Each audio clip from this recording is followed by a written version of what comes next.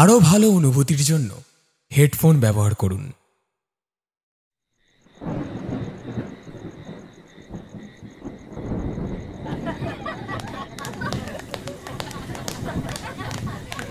প্রচণ্ড বৃষ্টির মধ্যে বেশ কয়েকটা মেহেলি কণ্ঠস্বর উল্লাসের হাসি হাসতে হাসতে বাজারটার মধ্যে দিয়ে ঘাড়ে করে কিছু একটা নিয়ে যাচ্ছিল বাজারের শেষ প্রান্তের মাঠটার দিকে। আজ সকাল থেকে আকাশের মুখ ভার। যদিও বেশ কয়েকদিন ধরে টানা গরমের অস্বস্তির মধ্যে আজকে বিকেলে খানিকক্ষণ বৃষ্টিটা নেমেছিল, যার জন্য গাছপালা পথঘাটে যেন তৃষ্ণা মিটেছে। বাজারের শেষের দিকের একটা চায়ের দোকান খোলা, এখনো খোলা। সামনে থেকে সেই উল্লাসের হট্টগোলের আওয়াজটা দূর থেকে শোনার পরেও লোকটা দোকানটার ঝাঁপের চারিদিকের বিস্কুট, চা বানাবার সামগ্রীর প্যাকেটগুলো বাইরে থেকে খুলে দোকানের ভেতরে রাখছিল।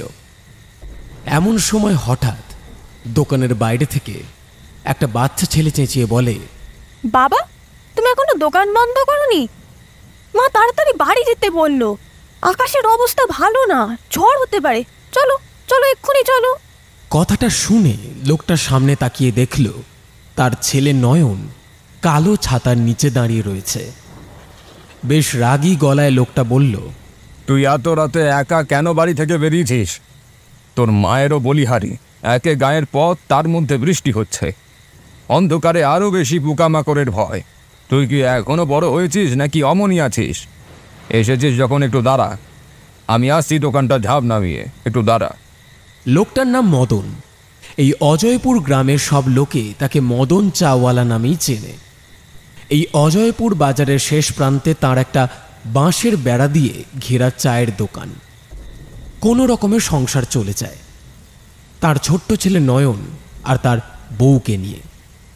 মদন নয়নকে কথাগুলো বলে আস্তে আস্তে বাইরের দিকে থাকা আরও কয়েকটা কাঠের নিচের তক্তায় ঝোলানো কয়েকটা বিস্কুটের প্যাকেটগুলোকে ভেতরে রেখে দোকানের ঝাঁপ নামিয়ে কপি হাতে বেরিয়ে এসে বলল, চল চল।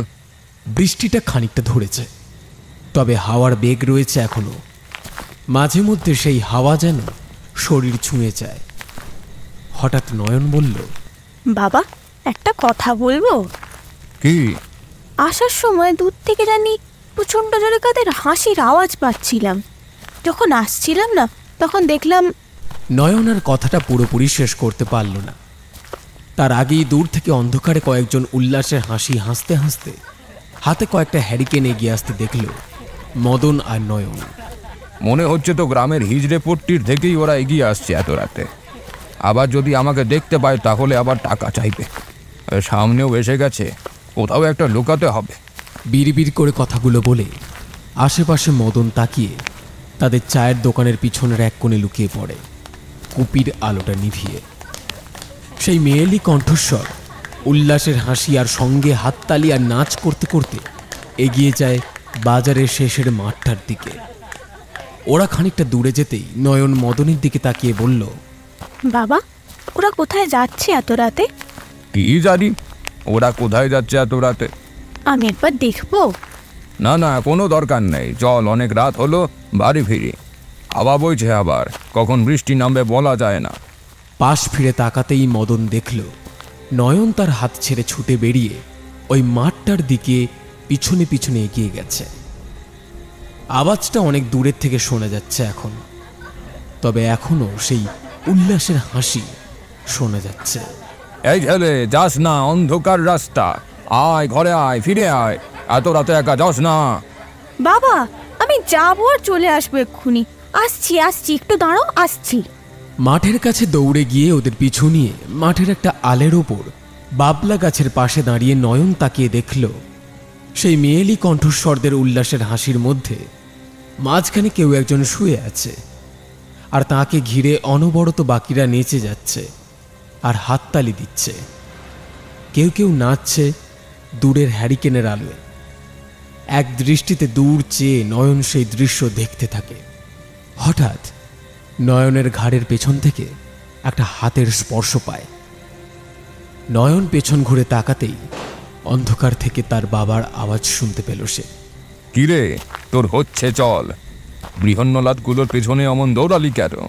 এক্ষুনি ঘরে চল, বড্ড পা বেড়েছে তোর। নয়ন আর কিছু বলল না, কিন্তু যেতে যেতে একভাবে পেছন ঘুরে দূরে ওদের দিকে শুধু বারবার তাকায়। হঠাৎ আকাশ কাঁপিয়ে একটা প্রচণ্ড জোরে মাঠের পাশে কোথাও একটা বাজ পড়তেই দূরের সেই নৃত্যরত মেয়েলি কণ্ঠস্বরদের মধ্যে একজন দূরে আবছাভাবে নয়ন আর মদনকে মাঠ দিয়ে বাজারের রাস্তায় যেতে দেখে সেদিকে তাকিয়ে বিড়বিড় করে বলে, কিছু না দেখলেই ভালো, কিন্তু এটা উচিত ছিল না। এখানে কোনো সাধারণ মানুষের আসা নিষেধ। এই দৃশ্য তাদের জন্য নিষিদ্ধ। এর মাসুল না গুনতে হয় এই গোটা গ্রামকে। একবার আকাশের দিকে তাকিয়ে সেই মেয়েলি কণ্ঠস্বরটি দলবদ্ধ থেকে আলাদা হয়ে একপাশে দাঁড়িয়ে তার হাত দুটো জড়ো করে কপালে ঠেকিয়ে বলল, এ ভগবান, ওরা যেন সত্যি কিছু না দেখে থাকে। কথাগুলো বলে আবার সে সারিবদ্ধভাবে বাকিদের সঙ্গে গিয়ে নাচতে শুরু করে। বাড়ি ফিরে এসে খানিকক্ষণ নয়নকে আরো বেশি বকাবকি করল নয়নের মা। বকাবকির পর একসঙ্গে রাতের খাবার খেয়ে মা বাবার কাছেই ঘুমোচ্ছিল নয়ন। পাশে মা বাবা আর কিনারে নয়ন। হঠাৎ একটা চওড়া হাসি হেসে অন্ধকারে চৌকির থেকে ঘেঁষটে ঘেঁষটে নামে সে। তারপর ঘরের একপাশে রাখা ছোট্ট আয়নাটার সামনে গিয়ে দাঁড়িয়ে অন্ধকারের মধ্যে সামনে হাত রাখতেই হাতের কাছে একটা কৌটো থেকে হাতের মুঠিতে খানিকটা খাবল দিয়ে সিঁদুর তুলে নিয়ে কিছু একটা তার কপালে লেপটে নেয়। ঠোঁটে একটা বাঁকা হাসি হেসে খানিকক্ষণ আয়নার সামনে দাঁড়িয়ে থাকে নয়ন।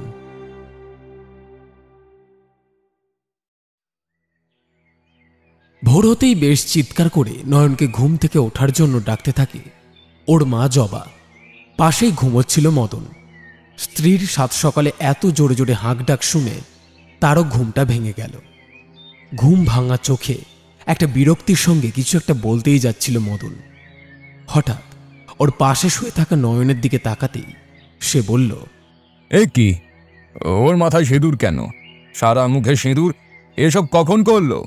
সেটাই তো বুঝতে পারছি না। তোমার এই অপয়া ছেলেটা আগে উঠুক, তারপর ওর থেকেই শুনবো। কতবার বলেছি ওকে আলাদা ঘরে শুতে পাঠাও। ওইটুকু ছেলে বলে আর কতদিন? ও চালাই দেখি আর কিছুই রাখা যাবে না ঘরে। আমি ঘুম থেকে উঠে দেখি ওর সারা মাথায় অমন সিঁদুর ল্যাপটানো। আমার কৌটোটা ওখানেই পড়ে আছে। কিছুই বুঝলাম না, ওর আবার হলো কি? না, ওকে জিজ্ঞেস করতে হবে। আজ ওর একদিন কি আমার একদিন। তোমাকে কিন্তু আমি বলে দিলাম, তুমি একদম আমাদের মাঝখানে আসবে না আজ। নয়নের কাছে গিয়ে ওকে কয়েকবার হাতের কাছে ধাক্কা দিতেই নয়ন ঘুম ভাঙা চোখে বলল, কি হয়েছে মা, ডাকছো কেন? ডাকবো না তো কি করব? তুমি কি পড়ে পড়ে ঘুমোবে? নবাবের বেটা এলো রে। মাটাকে তো খেলি জন্মের সময়, এখন আবার বাপটাকেও খাবার ইচ্ছে হচ্ছে নাকি? মাথায় সিঁদুর কৌটোটা তো পুরোটাই ঢেলে দিয়েছিস। মেয়ে হবার ইচ্ছে হয়েছে নাকি ছেলে হয়ে হিজড়ে হবি? যত সব। জানিস না অভাবের সংসার? এখন আরেকটা সিঁদুরের কৌটো কি আমাকে তোর মরা মা কিনে এনে দেবে? যা, মুখ ধুয়ে আমাকে উদ্ধার কর। আর শোন, মুখ ধুয়ে বড়িগুলো দোকানে দিয়ে আসবি আগে, আর এগুলো তাড়াতাড়ি মুছে ফেল। ছেলে মানুষ আবার মেয়েদের জিনিসপত্র মেখেছে মুখে। হ্যাঁ রে, বয়স কি কম হলো তোর? আর এই যে তোমার আশ করাতেই অমন হয়েছে। গজগজ করতে করতে ঘর থেকে বেরিয়ে গেল জবা। মদনও ঘর থেকে বেরিয়ে গেল মুখ ধোয়ার জন্য। হঠাৎ প্রচণ্ড জোরে একটা হাওয়া এসে টেবিলের ওপরে রাখা সিঁদুরের উদলানো কৌটোটাকে ঢাকনা শুদ্ধ মাটিতে ফেলে দিল। মদনের ছেলে নয়ন মদনের আগের পক্ষের মৃতা স্ত্রীর সন্তান। তারপরে অবশ্য ছোট্ট ছেলেটাকে মানুষ করবার জন্য পাড়া প্রতিবেশীর কথায় আরেকটা বিয়ে করেছিল মদন। কিন্তু তার দ্বিতীয় পক্ষের স্ত্রী জবা একেবারেই যেন সহ্য করতে পারে না নয়নকে। বিয়ের পরে কয়েক মাস আদর যত্ন করলেও কেমন যেন খোঁটা দিতে শুরু করে। নয়ন অত কিছু এখনো বোঝে না, আসলে বয়সটা তো কম। কিন্তু মদন কখনো কখনো প্রতিবাদ করে ছেলের ওপর হওয়া অন্যায়ের। এই নিয়ে তার আফসোসের শেষ নেই যে সন্তানকে মায়ের স্নেহ দেওয়ার বদলে তার ওইটুকু ছেলেটাকে কিনা কম বয়সে এত অত্যাচার সহ্য করতে হচ্ছে। চায়ের দোকানটা দিয়ে কোনো রকমের সংসার চলে যায়, সাথে একটা বড়ি বানাবার ব্যবসাও রয়েছে। বাজারের দোকানগুলোই বড়ি দিয়ে এসে দৌড়ে ঘরে ঢুকে দরজা আটকে দিল নয়ন। রান্নাঘর থেকে এই দৃশ্য দেখে দৌড়ে ঘরের সামনে গিয়ে জবা চিৎকার করে বলে, এই ছেলে, দরজা আটকালি কেন?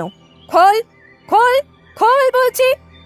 আজ যদি দরজা না খুলিস তাহলে আজ তোর একদিন কি আমার একদিন। উনুনের চালাকা টেনে কি মরা সতীনের ছেলে হার মাস জ্বালিয়ে খেলো একেবারে। কয়েকবার দরজাটা ধাক্কা দিতেই ভেতর থেকে দরজাটা আপনা আপনি খুলে গেল। গজগজ করতে করতে জবা ঘরে গিয়ে দেখে নয়ন টেবিলের উপর ওই আয়নাটার সামনে দাঁড়িয়ে আছে একভাবে। জবা প্রায় ওকে মারার জন্য হাত তুলতেই যাচ্ছিল। হঠাৎ নয়ন পেছন ঘুরে তাকাতেই জবা চিৎকার করে উঠে মাটিতে পড়ে যায়। জবা একভাবে শুধু ওর দিকে তাকিয়ে থাকে। কাকে দেখছে সে? নয়ন নয়, শরীরটা নয়নের, কিন্তু নয়নের মুখের মধ্যে এটা কার মুখ? একটা বিভৎস মুখ, বড় বড় চোখ, কপালের মাঝখানে একটা বড় সিঁদুরের আঁকা টিপ। নয়ন খানিকটা এগিয়ে এসে জবার সামনে পা মুড়ে বসতেই সেই মুখটা মিলিয়ে গেল। কিন্তু হঠাৎ ওর ভেতর থেকে একটা মেয়েলি কণ্ঠস্বর বেরিয়ে এলো। কথাগুলো বলে সেই মেয়েলি কণ্ঠস্বরটি খিলখিল করে হাসতে শুরু করলো। আর নয়নও অদ্ভুতভাবে দুটো হাতে জড়ো করে তালি বাজাতে শুরু করলো জবার দিকে একভাবে তাকিয়ে। জবার চিৎকার শুনে গ্রামের সকলে ছুটে আসতেই সকলে যা দেখল তাতে তারা চমকে উঠল। একটা শাড়ি গায়ে কোনো রকমে জড়িয়ে সেই শাড়ির আঁচলটা ফ্যানের সাথে বেঁধে গলায় ফাঁস দিতে যাচ্ছি নয়ন। ওর হাতে অনেকগুলো চুড়ি, কপালে মোটা একটা সিঁদুরের লাল টিপ। এই দৃশ্য দেখে চারিদিকে জমা হওয়া লোকজনদের মধ্যে একটা শোরগোল পড়ে যায়। এতক্ষণে খবর পেয়ে কোনো রকমে দোকানের ঝাঁপ নামিয়ে বাড়িতে ছুটে এলো মদন। সকলের ভিড় ঠেলে দরজার কাছে গিয়ে দাঁড়িয়ে চিৎকার করে বলল, কি করছিস তুই বাপ? নেমে আয় বলছি, দাঁড়া আমি যাচ্ছি। এমন সময় হঠাৎ নয়নের ভেতর থেকে একটা মেয়েলি কণ্ঠস্বরের আওয়াজ সকলে আবার শুনতে পেল। সে বলল, ওকে তুই কেন? কেউ তোরা বাঁচাতে পারবি না, ও পাপ করেছে যে। এ তো আমার ছেলে নয়, তাহলে এটা কার গলার আওয়াজ? আমার ছেলেটাকে কি ভূতে বা অপদেবতায় ধরল নাকি? এ ভগবান, কে তুমি আর কোন পাপের কথা বলছো? আমার ছেলেটাকে কেউ বাঁচাও না গো। নয়নের ঘাটটা একদিকে খানিকটা বেঁকে গিয়ে শূন্যে ভাসতে ভাসতে আবার ওর শরীরের ভেতর থেকে কথাগুলো ভেসে এলো। আমার নাম নান্দাপান, জানা পানি গেছে, আমি মারা গেছি গতকাল, কিন্তু তোর ছেলে আমার মৃতদেহ দেখে এই রাতে আড়াল।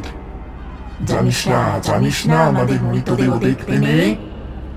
এরপর এখনো কি শুধু তোর গোটা গ্রামকে ভুগতে হবে? পাপ লেগে গেছে, মহাপাপ। জবা কাঁপতে কাঁপতে শুধু মাঝে মধ্যে তাকাচ্ছে নয়নের দিকে।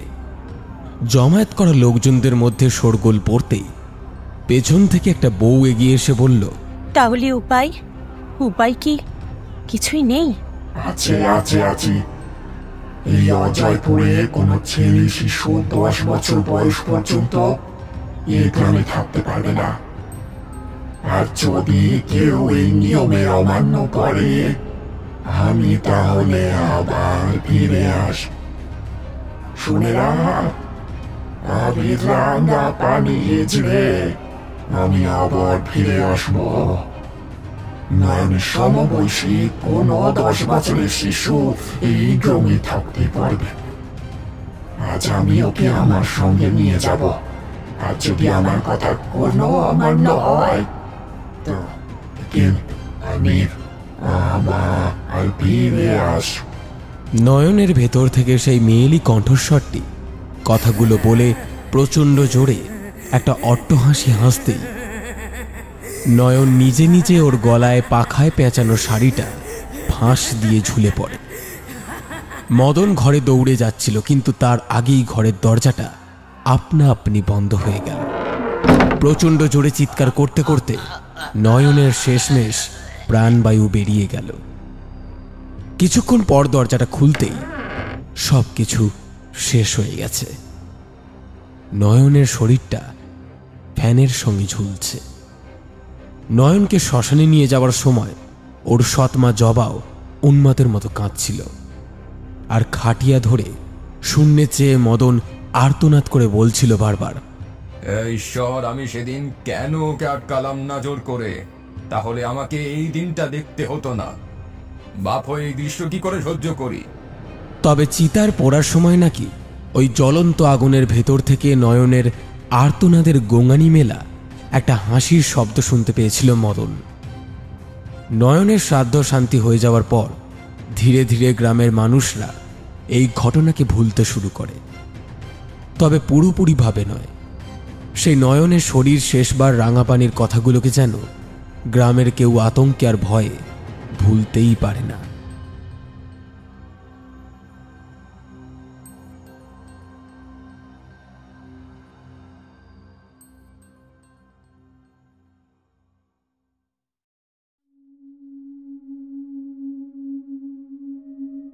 গল্পে বর্ণিত স্থান, কাল, পাত্র এবং দৃশ্য সম্পূর্ণরূপে লেখকের কল্পনাপ্রসূত।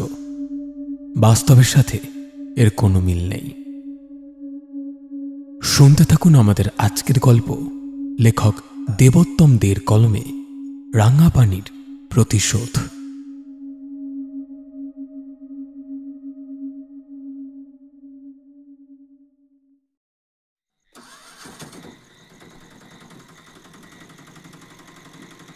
স্টেশন থেকে নেমে টোটোয় অজয়পুরের গন্তব্যস্থলে যেতে যেতে এক প্রবীণ মহিলার থেকে এই গল্পগুলো খুব মন দিয়ে শুনছিল রুষা। সবটা শুনবার পর সে বলল, এসব কি সত্যি নাকি? এই গল্প আমাদের অজয়পুরের কে না জানি, সকলেই জানে। তুমি তো নতুন এলে, আজ তুমিও শুনে নিও। তাই তো আমি বলছি, তোমার বাচ্চাটাকে নিয়ে আসাটা এই গ্রামে হয়তো ঠিক হয়নি।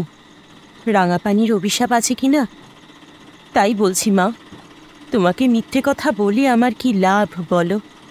মহিলার কথাগুলো শুনতে শুনতে কেমন মাঝে মধ্যে রুষা ওর 10 বছরের ছেলে বুবাইকে জড়িয়ে ধরে। প্রায় সন্ধে নেমে এসেছে, আরও খানিকটা পথ। সেই মহিলা নেমে গেল আরও কিছুটা এগিয়ে একটা রাস্তার ধারে। শুধু যাওয়ার আগে রুষার দিকে তাকিয়ে বলল, তবে একটু সাবধানে থেকো মা, আমি চলি কেমন? এই বলে টোটো থেকে নেমে ভাড়া মিটিয়ে মহিলাটি যে অন্ধকারে কোথায় জানি চলে গেলেন।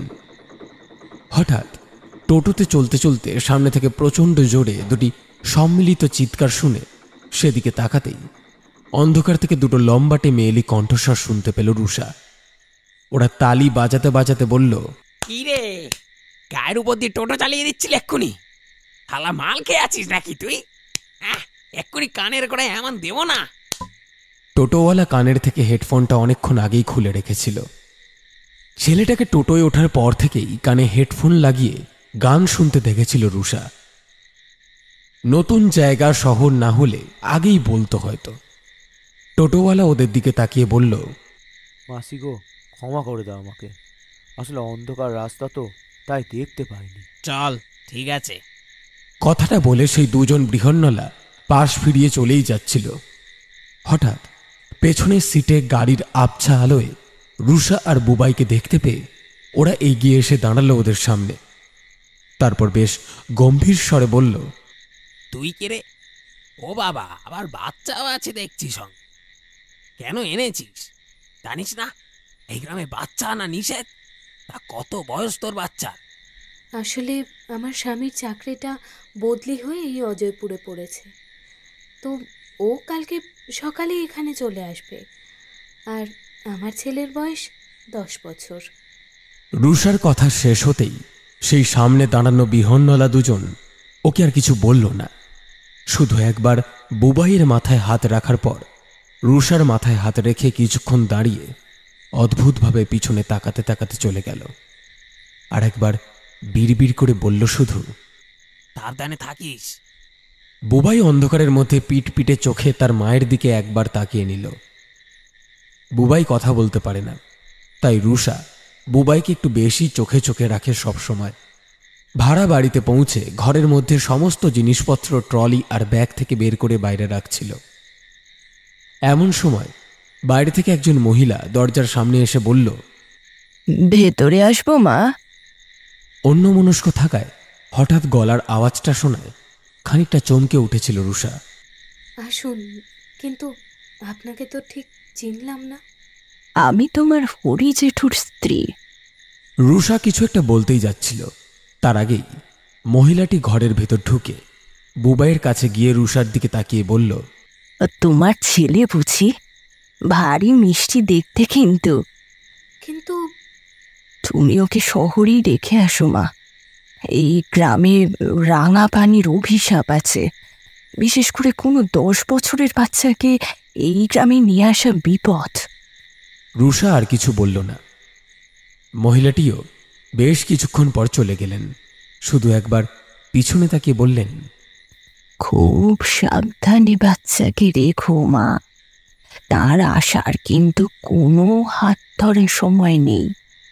আর যা বললাম পারলে ভেবে দেখো। মহিলাটি কথাগুলো বলতে বলতে চলে গেলেন। তিনি চলে যেতেই রুষা দরজাটা আটকাতেই যাচ্ছিল। এমন সময় হঠাৎ ওর ফোনটা বেজে উঠল। ফোনটা এক হাতে ধরে দরজাটা আটকে রুষা বুবাইয়ের পাশে এসে বসল। অনির্বাণ ফোন করেছে। কি ব্যাপার ম্যাডাম, রাগ করেছেন নাকি? আরে কালকেই তো চলে আসবো। আজকে ওরা এখান থেকে ফেয়ারওয়েল দিচ্ছিল আমাদের 6 জনকে।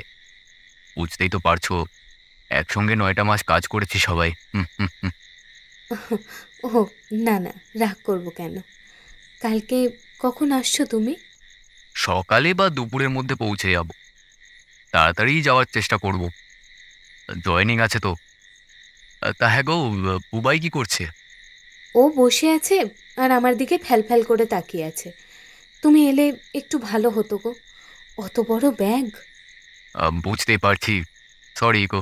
তোমার খুব কষ্ট হয়েছে জানি, কিন্তু কি করবো বলো, ওরা তো আজকে আর ছাড়লই না। ঠিক আছে, আচ্ছা রাখছি তাহলে। তুমি কালকে তাড়াতাড়ি এসো। আবার তোমার তো জয়েনিংও আছে এখানে। শুভরাত্রি। অজয়পুরে আসার পরে যে সমস্ত ঘটনা রুষা শুনেছে তা এক প্রকার অপ্রয়োজনীয় মনে করি আর অনির্বাণকে কিছু বলল না সে। অনির্বাণের ফোনটা কাটতেই হঠাৎ ঘরের আলোটা নিভে গেল। বোধহয় লোডশেডিং। কিন্তু প্রায় অনেকক্ষণ হয়ে যাওয়ার পরেও আলোটা না আসায় মোবাইলের টর্চ জ্বালিয়ে ব্যাগের রুষা দেখল ঘরের মধ্যে মোমবাতি রাখা আছে। সেটা জ্বালিয়ে বুবাইয়ের দিকে তাকাতেই রুষা কেমন জানি চমকে উঠল। বিছানার একপাশে বুবাই জানলার দিকে একভাবে তাকিয়ে আছে। মোমবাতির আলোতে ঘরের দেওয়ালের মধ্যে আরো একটা ছায়া স্পষ্ট কালচে দেখা যাচ্ছে। কিন্তু ওটা কার? মোমবাতিটা হাতে নিয়ে রুষা ওদিকে এগিয়ে যেতেই দেখল একটা প্রকাণ্ড কাঁঠাল গাছ। সেই গাছটারই ছায়া পড়েছে ঘরে। রাতে আর কারেন্ট না আসায় বাইরে থেকে আনা খাবার খেয়ে রুষা আর বুবাই ঘুমিয়ে পড়ল। মোমবাতিটা ঘরের একটা কোণে টেবিলের উপর রাখা ছিল, কিন্তু জানলা দরজা বন্ধ থাকার পরেও খুব অদ্ভুতভাবেই একটা দমকা হাওয়া লেগে মোমবাতিটা খানিকক্ষণ ধপধপ করতে করতে নিভে গেল।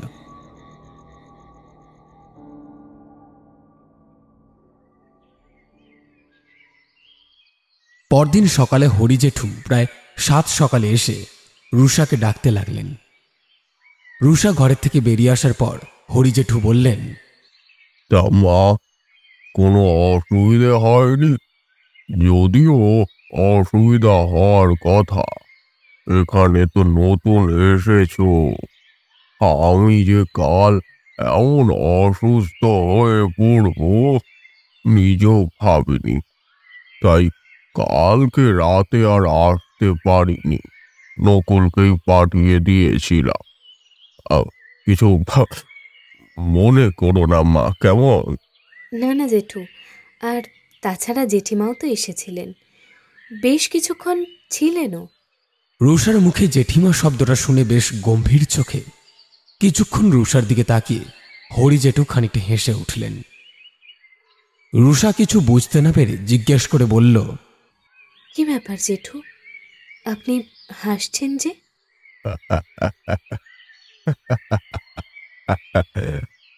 জেঠিমা জেঠিমা কোত্থেকে আসবে?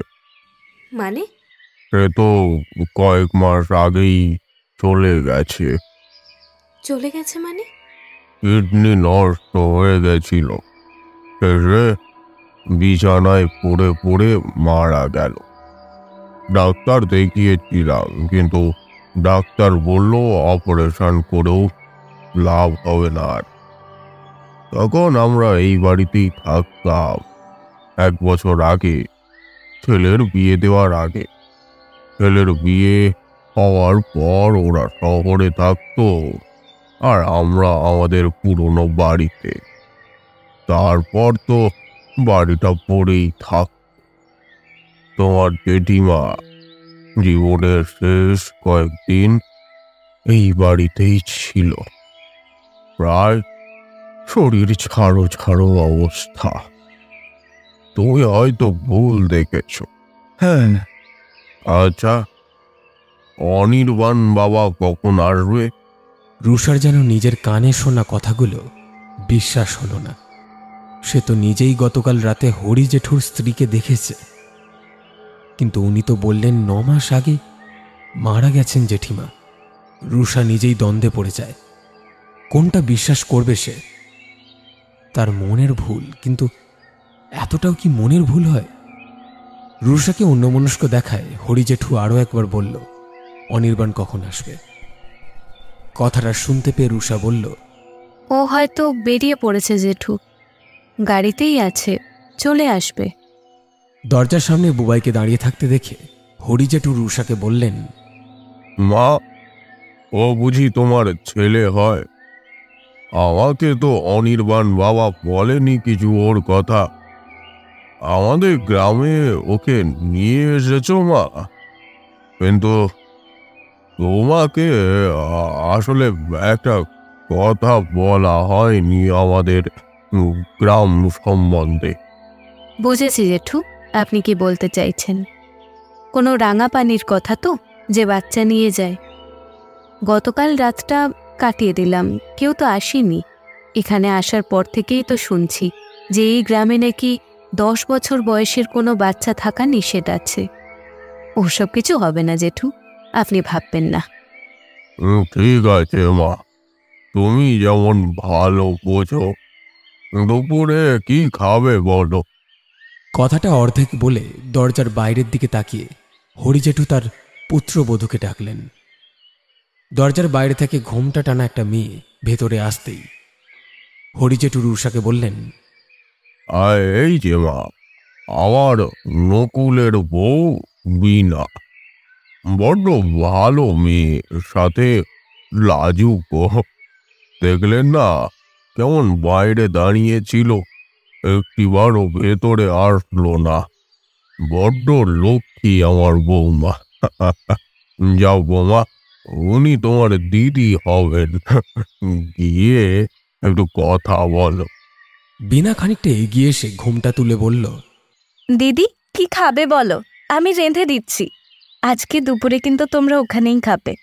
না না, ও তো তাড়াহুড়ো করতে হবে না, ও আসুক না, তারপর না হয় ওকে এখানকার বাজারে পাঠাবো, তারপর দেখি কিছু একটা বানিয়ে নেব। তোমার খাটনি পড়ে যাবে আরো। না না, কিন্তু রোষা মা, এতেই কিন্তু হবে। হ্যাঁ দিদি, তুমি তো কিছু কইলে না কি খাবে। দাদা এলে দাদা আর তোমার ছেলেকে নিয়ে দুপুরে আসতে হবে কিন্তু ও বাড়িতে। আচ্ছা ঠিক আছে। দুপুরে অনির্বাণ রুষা বুবাইকে নিয়ে ওদের ভাড়া বাড়ির মালিক হরিবাবুর বাড়িতে দুপুরের খাবার খেতে গেল। কিন্তু ওদেরকে ভাত বেড়ে দেওয়ার পর হঠাৎ ডাল দেওয়ার সময় বিনা বুবাইয়ের দিকে তাকাতে তাকাতে এক নাগাড়ে বুবাইয়ের থালায় ডাল দিয়ে যাচ্ছিল। রুষা কিছু বলতেই যাচ্ছিল, তার আগে বিনা কেমন দৌড়তে দৌড়তে রান্নাঘরে চলে গিয়ে ভেতর থেকে দরজাটা আটকে দিল। হরি জেঠু ওদের জিজ্ঞেস করলেন, তার রান্না কেমন হয়েছে? খুব সামান্য আয়োজন করতে পেরেছি। বৌমাও খুব তাড়াহুড়ো করছে তো। তোমরা তো শহরে থাকো, তেমন জানিও না কি খেতে বেশি ভালোবাসো, কিন্তু তোমরাও কিছু বললে না। তাই বৌমার যেটা ভালো লাগলো সে সেটাই রান্না করলো। না না জেঠু, খুব ভালো রান্না হয়েছে, সত্যি খুব ভালো রান্না হয়েছে। কি বলো রুষা? হ্যাঁ গো। কথাটা বলে রুষা পাশ ফিরতেই দেখল বুবাই ওর পাশে বসে নেই, অনির্বাণ বসে খাচ্ছিল। সে বলল, কি হয়েছে? আরে বুবাই পাশে ছিল আমার, কোথায় যে গেল ছেলেটা? দেখো, হয়তো এদিক ওদিকেই থাকবে। না না, দেখছি না তো। তুমি বরং খাও, আমি দেখি। ছেলেটা তো কথা বলতে পারে না, সেটা পারলে না হয় আলাদা বিষয় ছিল। গেল কোথায় ছেলেটা? হঠাৎ খাবার জায়গাটা থেকে উঠে আশেপাশে তাকাতেই রুষা দেখল রান্নাঘরের পেছনে একটা ঝোপের কাছে বুবাইকে নিয়ে বিনা দাঁড়িয়ে আছে। দৌড়ে রান্নাঘর থেকে বেরিয়ে সেদিকে গিয়ে বুবাইয়ের হাতটা ধরল রুষা। কি হয়েছে দিদি? আমি বুবাইকে নিয়ে পুকুর পাড়ের এই ঝোপে সবজির খোসা ফেলতে এসেছিলাম। আসার সময় দেখলাম তোমার ছেলেও আমার পেছনে আসছে। ও যে ভাত না খেয়ে উঠে এসেছে তা জানলে ওকে আমি নিয়ে আসতাম। ও না না, আসলে বুবাইকে কোথাও দেখছিলাম না, তাই আর কি। আসলে বিনা, আমার ছেলেটা তো কথা বলতে পারে না, তাই অচেনা জায়গা তোমার সঙ্গে এসেছে যে আমি তো দেখিনি। আজ তোমার সঙ্গে তোমাদের বাড়িতে আসার পরেই দেখছি ওর বেশ ভালো ভাব হয়ে গেছে। কথাগুলো বলে হাসতে হাসতে রুষা বুবাইকে হাতের ইশারায় বকাবকি করতে করতে বাড়ির ভেতরে নিয়ে গেল। কিন্তু রুষা পেছনে ঘুরে তাকালে দেখতে পেত ঝোপের সামনে কতগুলো মাছের উচ্ছিষ্ট কাঁটার ওপরে খালি পায়ে বিনা দাঁড়িয়ে কেমন হিংস্র চোখে একভাবে ওদেরকে দেখছে।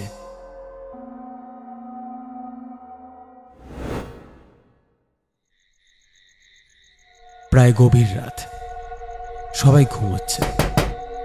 দরজায় বেশ জোরে জোরে কয়েকটা টোকা পড়তেই রুষা অনির্বাণকে কয়েকবার ধাক্কা মারতেই ঘুম ভাঙা চোখে অনির্বাণ বলল, আরে কি হয়েছে কি? এত রাতে ঘুমটা ভাঙালে কেন আবার? সরি গো অনির্বাণ, কিন্তু বাইরে থেকে কেমন একটা আওয়াজ হচ্ছে, একটু গিয়ে দেখো না কিসের আওয়াজ হচ্ছে। আওয়াজটা বেশ কিছুক্ষণ থেমেছিল, কিন্তু আবার প্রচণ্ড জোরে দরজায় ধাক্কা মারার আওয়াজ শুনে অনির্বাণ এগিয়ে গিয়ে দরজা খুলে বাইরের আলো জ্বালিয়ে দেখল বাইরে বিনা দাঁড়িয়ে আছে। রুষা পেছন থেকে বিনাকে দেখে বলল, এ কি বিনা, তুমি এত রাতে এখানে? বিনা অনির্বাণের কথায় কোনো উত্তর দিল না, শুধু অনির্বাণ আর রুষার মাঝখান দিয়ে ঘরের মধ্যে ঢুকিয়ে গিয়ে এলো বুবাইয়ের দিকে। বুবাই গভীর ঘুমে ঘুমোচ্ছিল।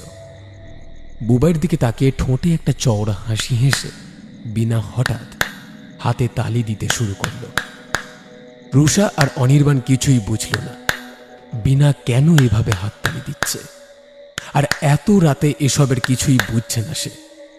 হঠাৎ বিনার গলার আওয়াজের বদলে একটা ফ্যাস ফ্যাসে নারী আওয়াজ শুনতে পেল ওরা দুজনে। বুবাই, এই বুবাই, ঘুম থেকে ওঠ, আমার সঙ্গে যাবি না? ওঠ, তোকে যে আমার সঙ্গে যেতে হবে। চল, আমি তোকে নিয়ে যেতে এসেছি আমার সঙ্গে। চল চল চল। কথাগুলো বলে বিনা বুবাইকে ধাক্কা মেরে ঘুম থেকে ওঠাবার চেষ্টা করতে লাগলো। রুষা এই দৃশ্য দেখে চেঁচিয়ে ওর একটা হাত ধরে বলল, এ কি বিনা, তুমি এসব কি করছো? ও যাবে মানে? এত রাতে ও কোথায় যাবে তোমার সঙ্গে? আর তুমি এত রাতে একা একা এখানে এসেছো কেন? আর তোমার গলার আওয়াজটা এইরকম অন্যরকম লাগছে কেন? হঠাৎ ঘরের আলোগুলো ধপধপ করতে করতে আবছা আলো আধারিতে রুষা আর অনির্বাণ দেখল ওদের সামনে বিনা নয়, অন্য কেউ ঘোমটা টেনে দাঁড়িয়ে রয়েছে।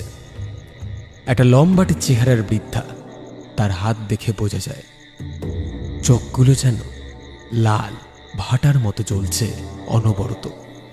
ঠোঁটে একটা বাঁকা হাসি, আর কপালের মাঝখানে একটা বড় লাল টিপ। চলে যা এখান থেকে, চলে যা।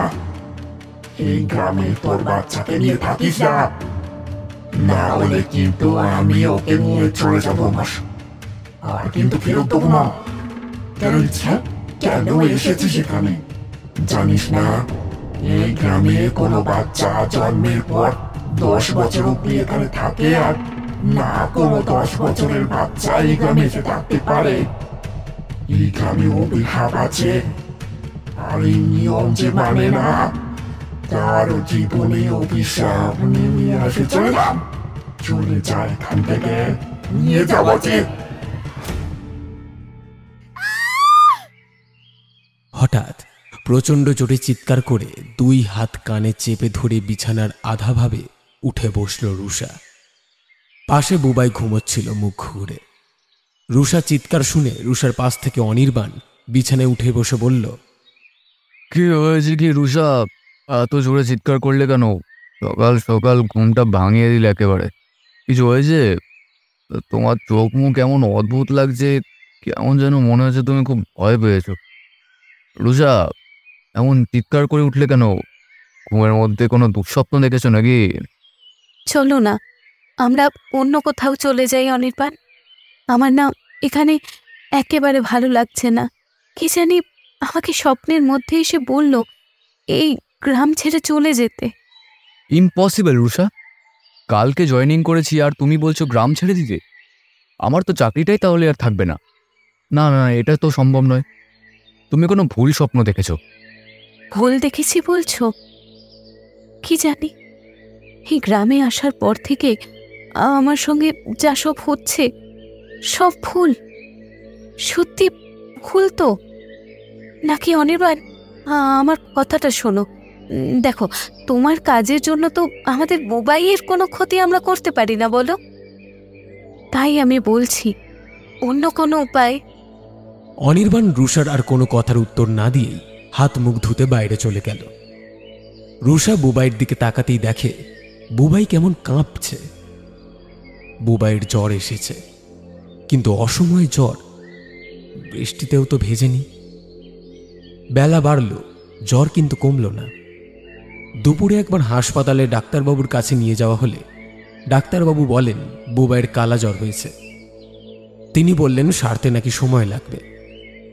কিন্তু দেখতে দেখতে 4 দিন কেটে গেল, তবুও বুবাইয়ের শরীর থেকে জ্বর কিছুতেই কমল না।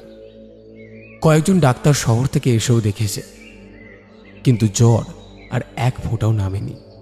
অনির্বাণ, আমরা এই গ্রামটা ছেড়ে চলে যাই কোথাও, চলো। আমার মনে হয় ওই শোনা কথাটাই ঠিক। রাঙাবাণীর নজর লেগেছে আমাদের বুবাইয়ের ওপর।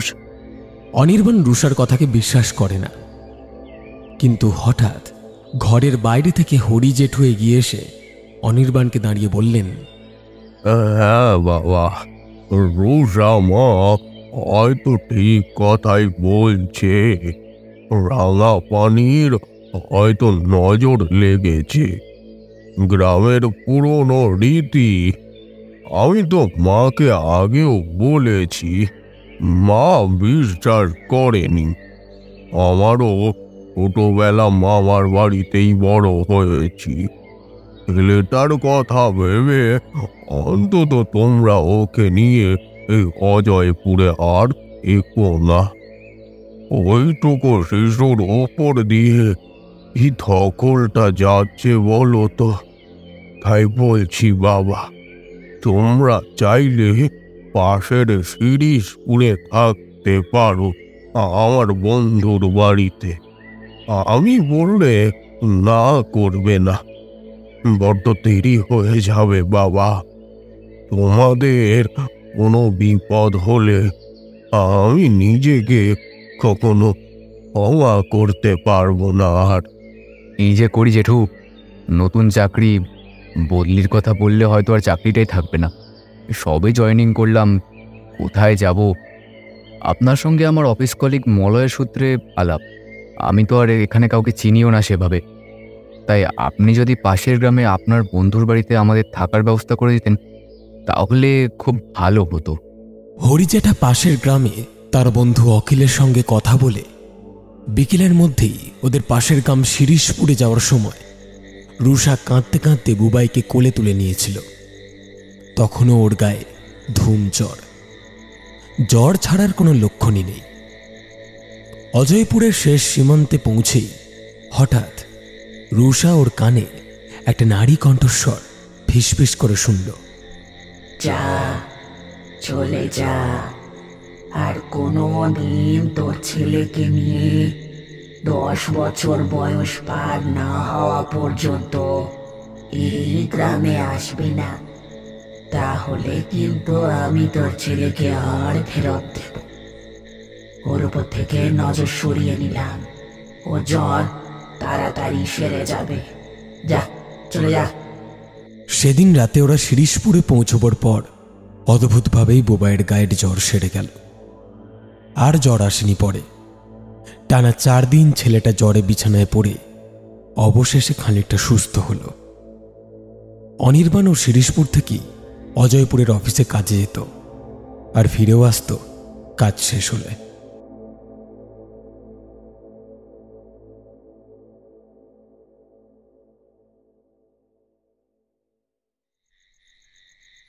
প্রায় কয়েক মাস পর, শীতটা এবছর যেন বড্ড বেশি, তাই সন্ধ্যের পর আর বেশি লোক ধরে না শিকরপুরের বাজারে। যাও বাজার, তাই সন্ধে অবধি। হিজড়ে পট্টিও প্রায় শুনশান। আর তার মধ্যে কেউ একজন এগিয়ে আসছে হন্তদন্ত হয়ে গলির ভেতরে। সামনে পাশাপাশি কয়েকটা ঘর, বাইরে হলদে বাল্বে স্পষ্ট হওয়ায় সে দৌড়ে গিয়ে সেই দরজায় ধাক্কা মারতে থাকে আর আর্তনাদের গলায় বলে, তোমরা তো আছো গো, আমার বাচ্চাটাকে ফিরিয়ে দাও না গো, ওর খুব খিদে পেয়েছে নিশ্চয়ই। ওর বাবা বাড়িতে আসলে আমি ঠিক তোমাদের টাকা মিটিয়ে দেবো। আমার শাশুড়ির কথায় তোমরা রাগ করো না, ওরে বড় কর্মী। দাও না গো, দাও না, আমার মেয়েটাকে ফিরিয়ে দাও না। ওটুকু বাচ্চা, ওর ওদের বড্ড খিদে পেয়েছে। খোলো না তোমরা, দরজাটা খোলো না। কথাগুলো বলে মহিলাটি ডুক করে কেঁদে ওঠে, আবারও দরজায় ধাক্কা মারতে শুরু করে। আজ দুপুরে জয়রামের বউ ময়নার বাড়ি থেকে তার 10 দিনের ছোট্ট মেয়েটাকে তুলে এনেছে এই হিজড়েরা। 10,000 টাকা তারা চেয়েছে। ছেলে হলে 20,000 টাকা না নিয়ে আসে না। আজ যখন ওরা ওদের বাড়িতে গান বাজনা করছিল, হঠাৎ রান্নাঘর থেকে ময়নার শাশুড়ি বসুধা উনুনের নিচে কাঠ চালিয়ে গজগজ করতে করতে এগিয়ে এসে বলল, এই যে সব ইচ্ছেগুলো, গান বাজনা তো হলো, এবার যাও দেখি যাও, আর অত টাকা আমি দিতে পারবো না। ওদের দলের মধ্যে যে কজন ছিল তারা পরস্পরের মুখের দিকে তাকিয়ে সম্মিলিতভাবে বলল, তা হয় না কি গো মাসি? বললেই হলো, তোমার ঘরে লক্ষ্মী এসেছে আর তুমি এমন কথা বলছো? লক্ষ্মী দিয়ে আমার কি হবে? হ্যাঁ, বংশের বাতি না জ্বালালে? আমি তো নাতি চেয়েছিল, কিন্তু এই অপরাধটা তো। এমন করে কেন বলছেন মা? মেয়ে হোক বা ছেলে, সবে তো ঈশ্বরের দান। চুপ করে মেয়ের সন্তানের জন্ম দিয়ে আপনার কলার জোর দেখো কি? দাঁড়া না, আজকে জয়ের মাসুক তোর হচ্ছে। এই যে তোমরা ফোনের মেয়ে যাওয়াতে কি যাও, হয়েছে তো হয়েছে, গান বাজনা তো করলে। আমি 100 টাকা দিচ্ছি না, খুশিও খুশি ওখান থেকে যাও। সে নাতি যদি হতো তা আমি যে তোমাদেরকে ডেকে এনে নাচা গানা করাতাম। এখন যাও, তোমরা যাও। না না গো মাসি, ওই 10,000ই আমাদের লাগবে। আর তা না হলে তোমার নাতনিকে আমরা আমাদের সঙ্গে নিয়ে চলে যাব। আর তাই হলো শেষমেশ। ময়নার মেয়েকে নিয়ে শেষমেশ সে বৃহন্নলারা চলে গেল তাদের সাথে। শুধু যেতে যেতে তারা বলল, আমাদের পুরো 10,000 না দিলে আমরা আর এই বাচ্চা ফেরত দেব না। ওই বাচ্চাটাকে ওদের সঙ্গে নিয়ে গেল। ময়নার কাছে অত পয়সা ছিল না। সে ভেবেছিল ওর স্বামী রাতে কাজ সেরে বাড়ি এলে তার কাছেই চাইবে, কিন্তু ছোট্ট মেয়েটাকে অনেকক্ষণ না দেখে সে হিজড়ে পট্টিতে চলে আসে। দাও না গো, আমার মেয়েটাকে। আমি বললাম তো তোমাদের চাওয়ার টাকা মিটিয়ে দেব। ওর বড্ড খিদে পেয়েছে গো, ও তো খুব ছোট। আমি ওর বাবাকে বলে কালকে না না না, আজকে আজকে তোমাদের দাবি মিটিয়ে দেবো। আমাকে দাও না, দাও না। হঠাৎ পেছন থেকে ময়না তার শাশুড়িকে দেখতে পেল। দেখল পাশে তার স্বামী জয়রামও দাঁড়িয়ে আছে। অট অট, চল বাড়ি চল। জন্ম তো দিয়েছিস মেয়ের, আর তার জন্য 10,000 টাকা দিতে হবে। কোনো টাকা পয়সা কিচ্ছু হবে না, অত পয়সা নেই আমার কাছে। আর রইল মেয়ের কথা, সে থাকে কানে, ও দায়িত্ব আমি এমনি তো নেবো না। তুমি কেমন ভাবগো? ও তো তোমার মেয়ে হয়, ভগবানের দান। তুমি তো তোমার মায়ের মতো হাসপাতালে মেয়ে হয়েছে জানার পর তো এলেই না। এত পাপ সহ্য হবে না। তুমি ওর বাপ হয়ে কি করে ওর দায়িত্ব অস্বীকার করছো? ওকে আমি আজ বাড়ি নিয়ে যাবই। দেখি দেখি তুমি কি করে আমায় আটকাও। জয়রাম কেমন রাগে ফুঁসতে ফুঁসতে ময়নার চুলের মুঠি ধরে টানতে টানতে চিৎকার করে বলল, তাই নাকি? তাহলে আজকে তোকেও নিয়ে যাব না শালি, তোকেও আজ এখানেই শেষ করেই যাব। একে তো মেয়ে বাচ্চা জন্ম দিয়েছিস, আবার বড় বড় ভুটানি। মা ঠিকই বলে, বড্ড মুখ বেড়েছে। মেয়ে মানুষ আবার স্বামীর মুখে মুখে তর্ক করা। আজ তোকে এমন শিক্ষা দেব, সারা জীবন মনে রাখবি তুই। আজকে তোকে মেরে আমি আমার আর একটা বিয়ে করব। কেউ ঘরের থেকে এত আওয়াজ শোনার পরেও আর বের হলো না। অন্ধকারে পাশ থেকে একটা ইট তুলে নিয়ে ময়নাকে মারতেই যাচ্ছিল জয়রাম। এমন সময় হঠাৎ জয়রাম জোরে জোরে হাততালির শব্দ শুনতে পেল। কেউ যেন এক নাগাড়ে ওদের কানের সামনে হাততালি বাজিয়ে চলেছে। নেশায় ঢুলতে ঢুলতে জয়রাম বলল, এই ময়না, এ যে তোর শয়তানি আমি জানি না, আবার তালি বাজাচ্ছে ঝিঁঝরাদের মতো। কি ভেবেছিস তোকে আমি ছেড়ে দেব? না, আজকে তোকে আমি শেষই করে ফেল। হাত থেকে ইটটা সপাটে ময়নার সামনে ছুঁড়তেই যাচ্ছিল জয়রাম। হঠাৎ কে জানে ওর হাতটাকে কে পেছন থেকে মুচড়ে দিয়ে মাটিতে ফেলে দিল। বন্ধ দরজার ভেতর থেকে ময়না তার মেয়ের কণ্ঠস্বর শুনতে পেয়ে সেদিকে এগিয়ে যেতেই কুয়াশার মধ্যে পেছনের বন্ধ দরজাগুলো খুলে সব বৃহন্নলারা বেরিয়ে এলো। মাটিতে গড়াগড়ি খেতে খেতে জয়রাম বাচ্চার কান্নার শব্দ পেয়ে মাটি থেকে উঠে সেই ঘরের দিকেই এগিয়ে যাচ্ছিল।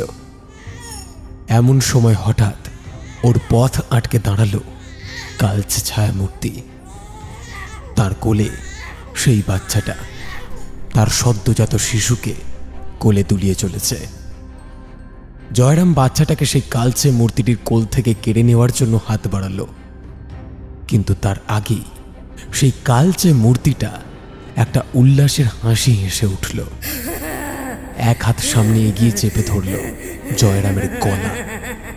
খানিকটা শূন্যে উঠিয়ে সে জয়রামকে বলল, নিজের মেয়েকে মারবি? মার, নে মার, দেখি কি করে বাড়িস। নে ধর ধর ধর। কথাগুলো বলে হাতটা গলা ছেড়ে দিতেই জয়রাম মাটিতে আবার পড়ে গেল। এরপর ধীরে ধীরে সেই কালচে অবয়বটা শিশু কন্যাটাকে ময়নার কোলে তুলে দিয়ে ক্রমশ এগিয়ে যেতে লাগলো জয়রামের দিকে। জয়রাম গায়ের সর্বস্ব শক্তিটুকু দিয়ে উঠে দাঁড়াবার চেষ্টা করল, সে পারেনি। কে কে কে কে তুমি? আবার প্রচণ্ড জোরে একটা হাততালির শব্দ শুনতে পেল। সেই কালচে অবয়বটা ওকে বলল, আমি রাঙাপানি গিজড়ে।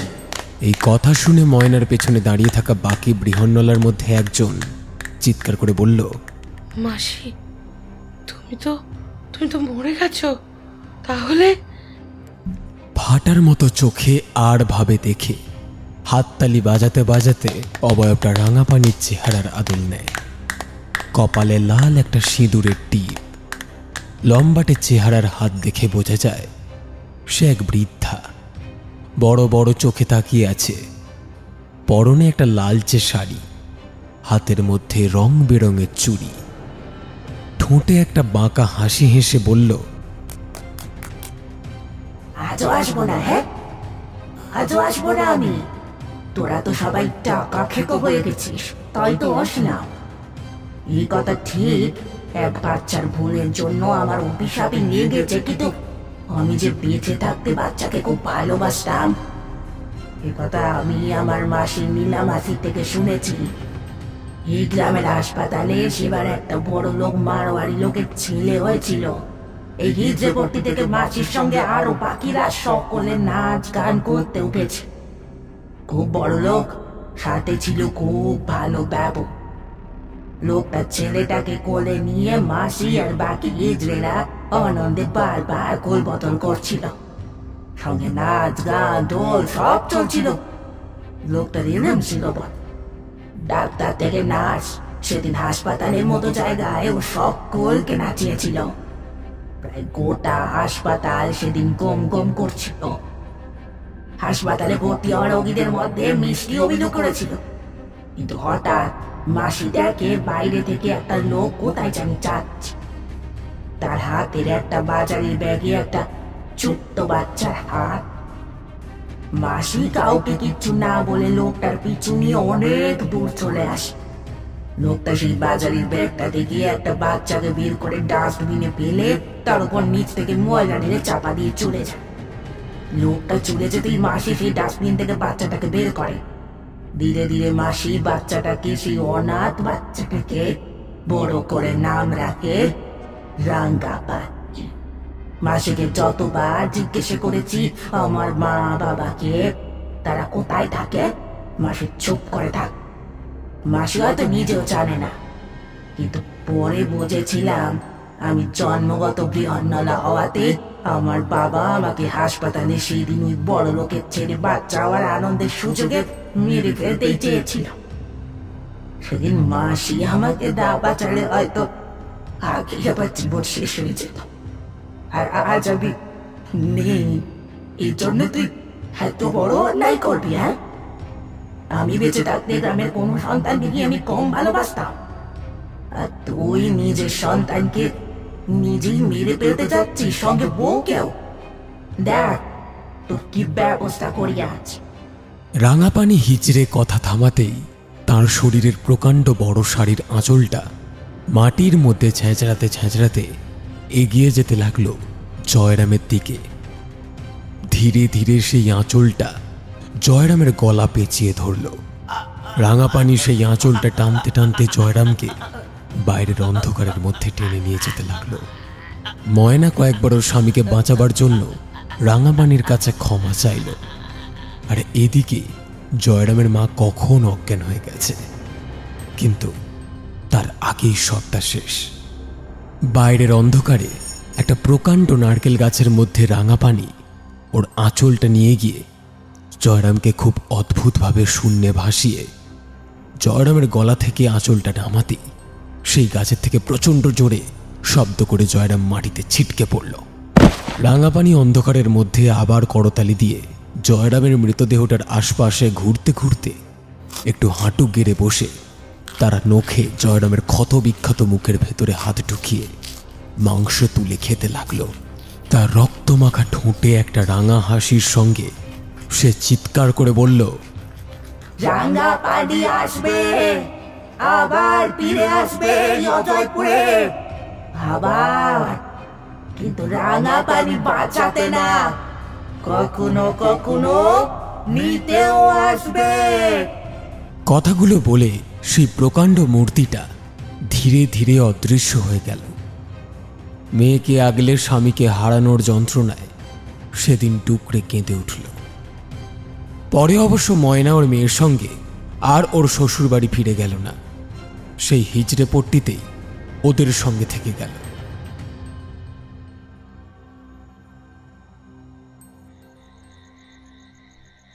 তারপর বিল্টু, এবার ঘুমো, কিন্তু অনেক রাত হলো। এত রাত অবধি জেগে থাকলে কিন্তু রাঙাপানি এবার তোকেও নিয়ে যাবে।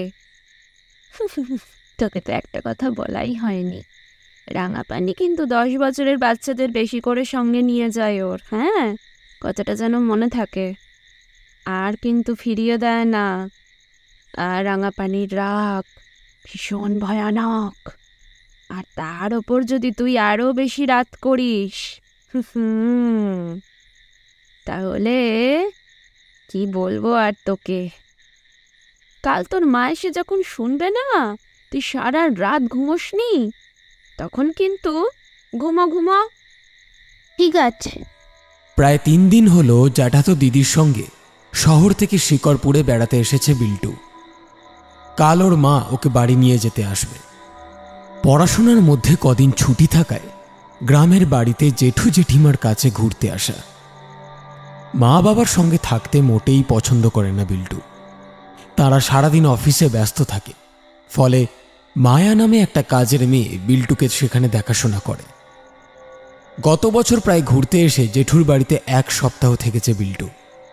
তাই এবারও 3-4 দিন কাটিয়ে আবার বিন্দুমাত্র শহরে ফেরার তাঁর ইচ্ছে নেই। পাশ ঘুরে বিল্টুর জেঠুর মেয়ে সুস্মিতা ঘুমিয়ে পড়েছে দেখে, কিন্তু বিল্টু ঘুমোবার চেষ্টা করছে, ওর ঘুম আসছে না। বারবার বিছানায় এপাশ ওপাশ করতেই হঠাৎ দরজার বাইরে থেকে বিল্টু শুনতে পেল সুস্মিতার আওয়াজ। কিরে বিল্টু, দেখ বাইরে কেমন বড় চাঁদ উঠেছে। আয় আয়, বাইরে আয়, আমি জানি তোর ঘুম আসছে না। আয় বাইরে আয়।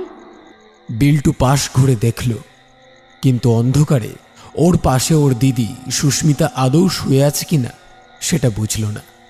আরে আমি বাইরেই আছি রে বিল্টু, আয় বিল্টু আয়।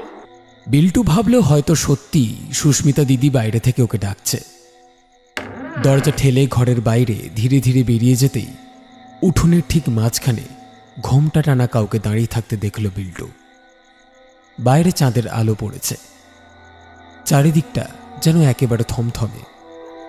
দূর থেকে শুধু কুকুরের জোরে জোরে চিৎকারের শব্দ শোনা যায়।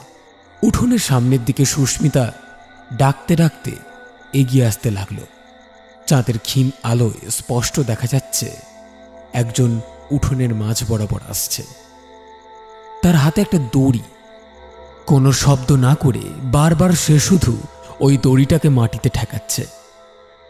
বিল্টু উঠোনের মাঝ বরাবর আসতেই সেই অন্ধকারেই তারই মতো একটা ছেলেকে দেখল সে। বিল্টু, তুমি আমার সঙ্গে যাবে? আমার সঙ্গে খেলবে? চলো না আমরা খেলি, যাবে? এত রাতে খেলবো? কি খেলা? আর তুমি কে? আবছা অন্ধকারে আবার আড়াল থেকে একটা চওড়া হাসি ঠোঁটে লেপটে কিছু একটা বলতেই যাচ্ছিল সেই ছেলেটা। হঠাৎ পেছন থেকে বিল্টুর ঘাড়ে কে যেন একটা হাত রাখতেই বিল্টু পিছন ঘুরে তাকিয়ে দেখল তার দিদি সুস্মিতা হাই তুলতে তুলতে তার পিছনে দাঁড়িয়ে রয়েছে।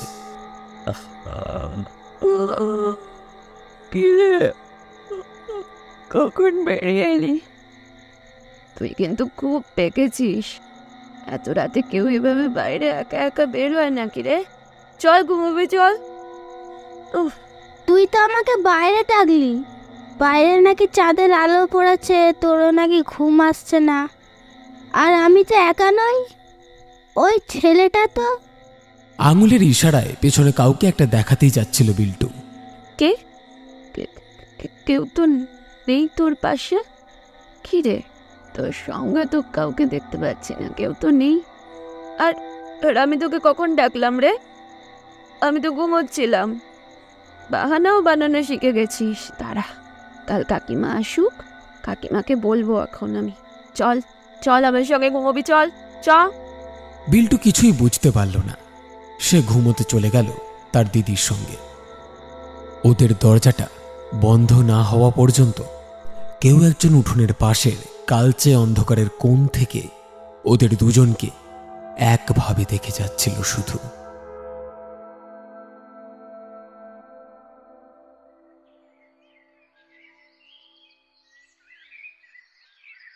সকাল হতেই সুস্মিতা বেশ চমকে উঠল। বিল্টুকে আয়নার সামনে দাঁড়িয়ে থাকতে দেখছে সে। ঘুম থেকে উঠবার পর বিল্টু একভাবে আয়নার দিকে তাকিয়ে কপালের মধ্যে সিঁদুরের টিপ আঁকছে। এই বিল্টু, তুই কি করছিস এসব সকাল সকাল? আমি সাজছি, আজকে আমি চলে যাব তো। সুস্মিতা ওর কথার কিছুই বুঝল না। যা, ঘর থেকে বেরিয়ে মুখ ধুয়ে নে। তোর মা বোধহয় বেরিয়ে পড়েছে এতক্ষণে। এই বলে ঘর থেকে বেরিয়ে গেল সুস্মিতা। বাইরে ওর মাকে দেখে বলল, মা, ও মা, বিল্টুর মনে হয় মাথাটা গেছে। কপালে সিঁদুর দিয়ে লাল টিপ আঁকছে, দেখো আয়নার সামনে দাঁড়িয়ে। কি অদ্ভুত লাগছে ওকে দেখতে, দেখো কি করছে। কথাটা শুনতেই সুস্মিতার মা কেমন জানি চমকে উঠে বললেন, কি? ওকে আটকাসনি? আটকা গিয়ে যা, এক্ষুনি যা। কি অলক্ষণে কাণ্ড! শেষমেশ যা ভয় পাচ্ছিলাম তা আবার না সত্যি হয়। তুমিও না মা, ও হয়তো খেলছে, এসব কিছু না। তবে কালকে রাতে কি অমন থেমে গেলি কেন? কালকে প্রায় অনেক রাতে যেন বিল্টু একবার বাইরে বেরিয়ে গেছিল। ও বলছিল আমি নাকি ওকে বাইরে চাঁদ ডাকতে ডেকেছি। কিন্তু মা, আমি তো ঘুমোচ্ছিলাম। বাইরে গিয়ে দেখি ও উঠোনের মাঝখানে একা দাঁড়িয়ে আছে। তারপর আমি ওকে সঙ্গে নিয়ে আসলাম ঘরে। সর্বনাশ! তুই যা বলছিস, ওর মা এলে সন্ধ্যের আগেই এই গ্রাম থেকে শহরে পাঠিয়ে দিতে হবে ওদেরকে। আচ্ছা, রাঙা পানির নজরে পড়েনি তো বিল্টু? আর আমাদের এই গ্রামে তো বহুদিন আগে থেকে এই কথার চল আছে। বিল্টুর যে 10 বছর বয়স তা তো আমার খেয়ালই ছিল না। চাই বিল্টুকে একবার দেখে আসি। ওর মা সকালে ফোন করেছে, বেরিয়ে পড়েছে সে। কথাগুলো বলে বিল্টুর জেঠিমা ঘরের দিকে এগিয়ে যেতেই হঠাৎ ঘরের দরজার ওপর উল্টো করে ঝুলে বিল্টু ওর জেঠিমার দিকে তাকিয়ে বলল, কি ভেবেছিলি? ওকে তো আমি নিয়ে যাবই। আজ যেভাবে আমিও 10 বছর বয়সে মরেছি, ও মরবে। আজ ওকে আমি সময়ে যেতে দেব না ওর মায়ের সাথে। আমি ওকে আমার সঙ্গে নিয়ে যাব।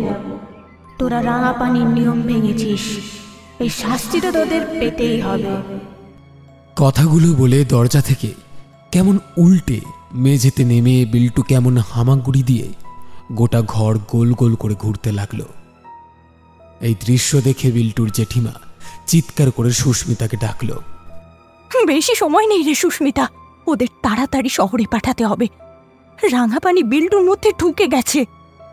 ভরা অমাবস্যার রাত রে মা, আজ রাঙাপানির শক্তি দ্বিগুণ বেড়ে যাবে। তাই আজ বিল্টুকে ও মেরে ফেলে ওর সঙ্গে নিয়ে যেতে চাইবে। বেলা বাড়তেই বিল্টুর মা সুজাতা বিল্টুকে শহরে নিয়ে যেতে আসলো। কিন্তু খুব অদ্ভুতভাবে সুস্মিতা আর সুস্মিতার মা দেখল বিল্টু আগের মতোই সুস্থ আছে। রাঙাপানির বিষয়টা আদৌ সুজাতা বিশ্বাস করবে কিনা এই ভেবে আর ওরা সেই ঘটনাটা তাকে বলল না।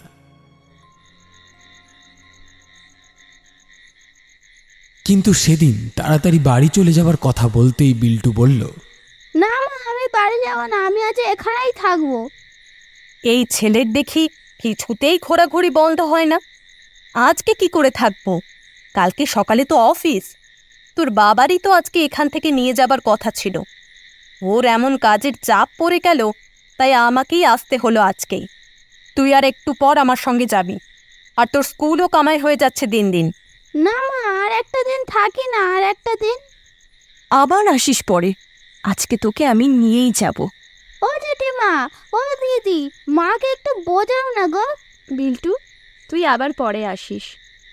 শোন না, কাকিমা তো বলছে অসুবিধা আছে। কি বলো মা?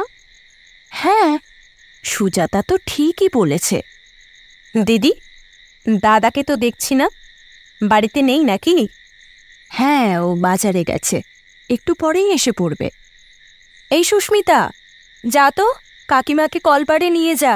যা, হাত মুখ ধুয়ে নিক, অনেকক্ষণ এসে বাইরে দাঁড়িয়ে আছে। বিকেলে সুজাতা বিল্টুকে নিয়ে বেরিয়েই যাচ্ছিল। হঠাৎ যেতে যেতে বিল্টু পেছন ঘুরে ভাটার মতো চোখে সুস্মিতা আর ওর মায়ের দিকে চেয়ে গেল। দুর্গা দুর্গা, মা গো, তুমি ওদের দেখো মা, ওদের যেন কোনো বিপদ আপদ না হয়। ওদের এভাবে চলে যেতে দিতে একদম মন চাইছে না, কিন্তু বিল্টুর জন্য ওদের এখন এই গ্রাম ছেড়ে চলে যাওয়াই ভালো। ঠাকুর ঠাকুর করে যেন রাত হওয়ার আগেই ওরা এই গ্রাম ছেড়ে চলে যেতে পারে। আবার আসিস বিল্টু, 10 বছর বয়সটা তোর পেরিয়ে যাক, তখন যত দিন খুশি এসে তুই তোর জেঠু জেঠিমার কাছে থাকিস।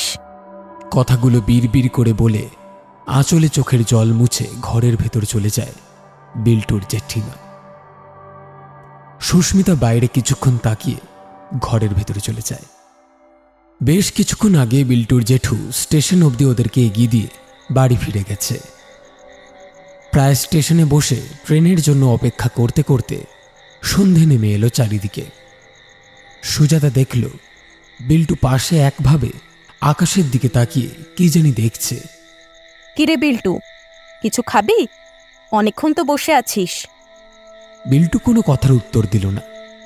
হঠাৎ সে সেখান থেকে উঠে অন্ধকারের মধ্যে রেল লাইনের পাশের একটা মাঠের দিকে এগিয়ে যেতে লাগলো ক্রমশ। সুজাতা এই দৃশ্য দেখে চিৎকার করে ডাকতে ডাকতে ওর পিছনে দৌড়তে লাগলো। এই ছেলে, দাঁড়া! কোথায় যাচ্ছিস? তোকে ধরতে পারলে কিন্তু মুশকিল আছে। দাঁড়া বলছি। এই বিল্টু! অন্ধকার হলেও আবছা দিনের আলো বোঝা যাচ্ছে। হঠাৎ আকাশে প্রচণ্ড জোরে একটা শব্দ করে বাজ পড়ল, সাথে মুষলধারে বৃষ্টি।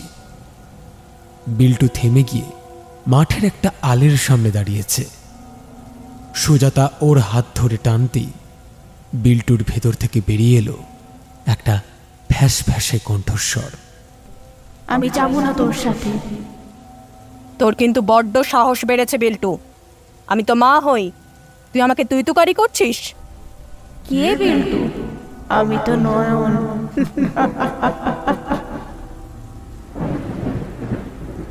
আবার আকাশ কাঁপিয়ে প্রচণ্ড জোরে আরেকটা বাজ পড়তেই সেই বিদ্যুতের ঝলকানির আলোতে সুজাতা স্পষ্ট দেখল বিল্টুর মুখের বদলে আরেকটা বিভৎস মুখ ফুটে উঠেছে, একটা বাচ্চা ছেলের মুখ। হঠাৎ বিল্টুর শরীর থেকে সেই বিভৎস চেহারাটা বেরিয়ে এসে পাশে দাঁড়াতেই বিল্টু মাটিতে শুয়ে পড়ল। সুজাতা কি করবে বুঝতে পারছে না। কি হচ্ছে চোখের সামনে তার এসব? সেই অবয়বটা বলল, এখনো তো কিছুই হয়নি। আজ অমাবস্যার রাত, রাঙাপানি আবার একটা 10 বছরের বাচ্চাকে নিয়ে যাবে, যেভাবে আমাকেও নিয়ে গেছিল, যেভাবে আমিও মরেছি। প্রচণ্ড বৃষ্টির মধ্যে সুজাতা বিল্টুকে ঘাড়ে নিয়ে মাঠ থেকে দৌড়তেই যাচ্ছিল। এমন সময় পেছন থেকে সেই অবয়বটা সুজাতার চারপাশে ঘুরতে ঘুরতে বলল, পালা, পালাতে পারবি না ওকে নিয়ে। ও তো মরবে যেভাবে আমি মরেছি, ও সেভাবে। হঠাৎ সামনে থেকে একটা প্রকাণ্ড বড় ছায়ামূর্তি সুজাতার পথ আটকে দাঁড়ালো। প্রচণ্ড জোরে বৃষ্টি শুরু হয়েছে, তার সাথে ঘন ঘন বাজ পড়ছে। সেই আলোর ঝলকানিগুলোতে আবার সুজাতা দেখল ওর সামনে দাঁড়িয়ে একটা লম্বাটে মূর্তি, বৃদ্ধা, একটা বিভৎস মুখের আদল। ঘোমটা খুলে তার ভাটার মতো চোখ জ্বলছে।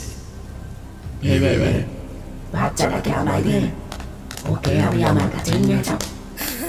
এই বলে সে জোরে জোরে তালি বাজাতে লাগলো আর চিৎকার করে প্রচণ্ড জোরে জোরে হাসতে লাগলো। সুজাতা আবার দৌড়ানোর চেষ্টা করে, কোনো রকমের রেল লাইন অবধি আসে, কিন্তু সেই দুটো অবয়ব ওর পা টেনে ধরে। জানিস না এই গ্রামে কোনো 10 বছরের বাচ্চার আসা নিষেধ, আর যখন এনেছিস তখন তো। কিন্তু সামনে কাকে যেন একটা দেখা যাচ্ছে, স্টেশনের ওপর থেকে হাত বাড়াচ্ছে মনে হয়। হ্যাঁ হ্যাঁ, সুজাতা ভুল দেখছে না। অবয়বটা ফিস ফিস কণ্ঠে বলছে, উঠে আসো, উঠে আসো, ট্রেন ছাড়বে এক্ষুনি। আমার হাতটা শক্ত করে ধরো। ট্রেনে উঠলেই আর ওরা কিছু করতে পারবে না। এই অজয়পুরের শেষ সীমান্ত পেরোলেই ওদের শক্তি কমে যাবে। ওই রাঙাপানি বৃহন্নলা বহুদিন আগে মারা গেছিল, আর তার মৃতদেহ দেখে ওই নয়ন নামের ছেলেটা।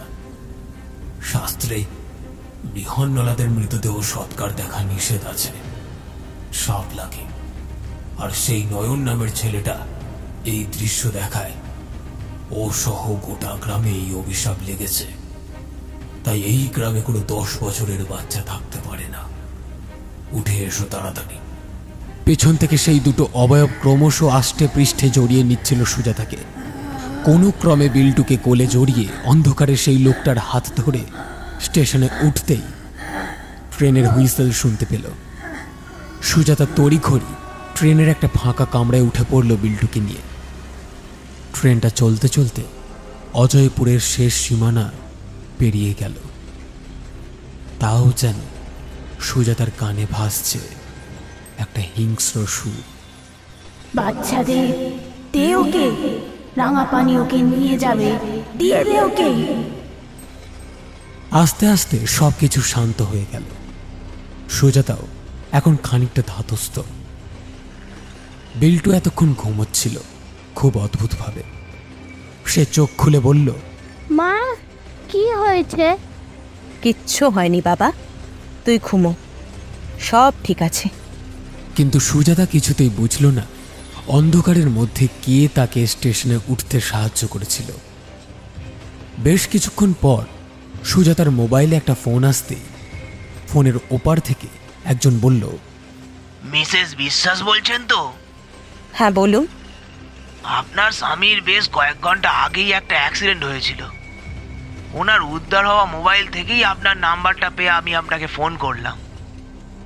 যদিও ওনাকে হাসপাতালে স্থানীয় কয়েকজন বাসিন্দা নিয়ে গেছিল, কিন্তু ওনাকে বাঁচাতে পারেনি। সরবপুরে অ্যাক্সিডেন্টটা হয়েছে ম্যাডাম। আপনি সরবপুরের থানায় একবার আসবেন। আসলে একটা মালবোঝাই ট্রাক সম্ভবত প্রচণ্ড গতিতে আসছিল। জোরসে ব্রেক কষতে গিয়েই দুর্ঘটনাটা ঘটেছে ম্যাডাম। আমরা ট্র্যাক করার চেষ্টা করছি। আপনি যদি পারেন একটু তাড়াতাড়ি আসবেন। কথাগুলো কানে আসতেই সুজাতার মনে পড়ে গেল স্টেশনের সেই অচেনা লোকটার কথা। হ্যাঁ, লোকটার গলার আওয়াজ তো অনেকটা সৌরভের মতোই ছিল। তাহলে কি সেই এসেছিল ওদের বাঁচাতে? বিল্টুকে জড়িয়ে ধরে মাথায় হাত বোলাতে থাকে সুজাতা। তার চোখ থেকে ক্রমশ গড়িয়ে পড়ছে অশ্রুর ধারা।